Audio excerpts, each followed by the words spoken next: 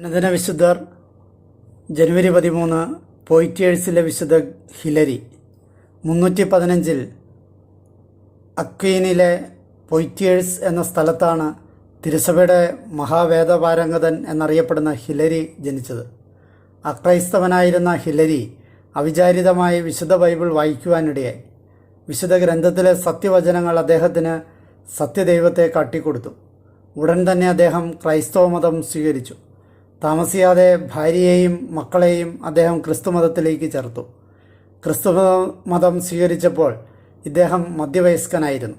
അല്പനാളുകൾക്ക് ശേഷം ഹിലാരി തിരുപ്പട്ടം സ്വീകരിച്ച് വൈദികനായി. 353 വിശുദ്ധനെ സ്വദേശത്തെ മെത്രാനായി നിയമിച്ചു. ആര്യൻ പാഷണ്ഡത തഴച്ചു വളർന്ന കാലമായിരുന്നു അത്. അന്നത്തെ ചക്രവർത്തിയായിരുന്ന കോൺസ്റ്റാൻസിയോസിൻ്റെ പിന്തുണയും അവർക്കായിരുന്നു. സംഖ്യാബലത്താൽ അധികമായിരുന്ന ഇവരുടെ നുഴഞ്ഞുകയറ്റത്തെ തടയുവാൻ പല പ്രാദേശിക സൂനകദോസുകളിലും വിശുദ്ധൻ പങ്കെടുത്തു. ആര്യൻ പാഷണ്ഡികളെ ശക്തമായി എതിർത്തിരുന്നതിനാൽ അവർ ചക്രവർത്തിയുടെ മുമ്പാകെ വിശുദ്ധനെതിരായി കുറ്റം ചുമത്തുകയും ഫ്രീജിയയിലേക്ക് നാടുകടത്തുകയും ചെയ്തു.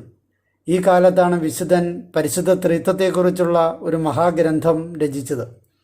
കത്തോലിക്കരും ആര്യൻ പാഷണ്ഡികളും തമ്മിൽ മേധാവിത്വത്തിനായി സമരം ചെയ്ത സെലൂക്യ സൂനഹദോസിൽ വിശുദ്ധൻ പങ്കെടുക്കുകയും ആര്യൻ പാഷണ്ഡികളെ പരാജയപ്പെടുത്തുകയും ചെയ്തു. പിന്നീട് വിശുദ്ധൻ കോൺസ്റ്റാന്റിനോപ്പിൾ, ഇല്ലീരിയോ തുടങ്ങിയ പ്രദേശങ്ങളിൽ ചുറ്റി സഞ്ചരിച്ച് പാഷണ്ഡുകൾക്കെതിരെ പ്രസംഗിക്കുകയും കത്തോലിക്ക വിശ്വാസത്തിന് പ്രാധാന്യം വരുത്തുകയും ചെയ്തു.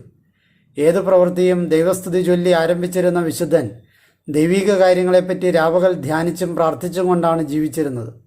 8 കൊല്ലത്തെ പ്രേക്ഷിത പ്രവൃത്തിക്ക് ശേഷം തിരികെ പോയിറ്റേഴ്സിലെത്തിയ വിശുദ്ധൻ 363 സമാധാനപൂർവ്വം മരണം പ്രാപിച്ചു.